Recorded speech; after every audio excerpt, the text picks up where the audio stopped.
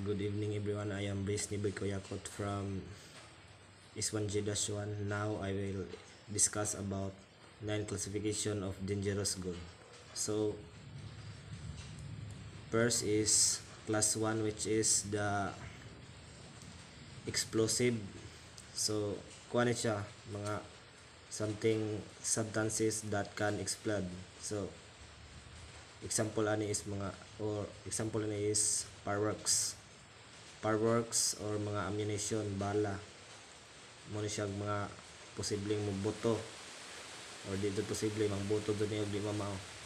So ang ikadua is class 2, which is gases. So mo ni siya, ang example ani is mga LPG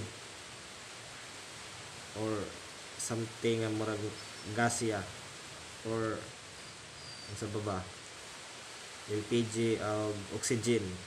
So muna yung mga example sa class 2. So arita sunod class 3, which is mga flammable liquids.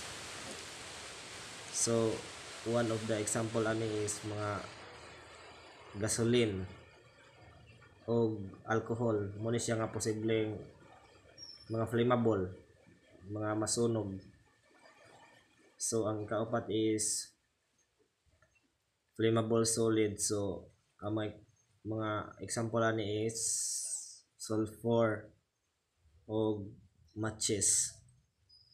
So dito sa kalima, which is class 5, oxidizing substances. So one example ani is kanang hydrogen. Then number 6 class 6 is kuha siya toxic. So one of example ani mga pesticide, medical, unsa pa na basta kay kuan, one of the example ani is mga pesticide.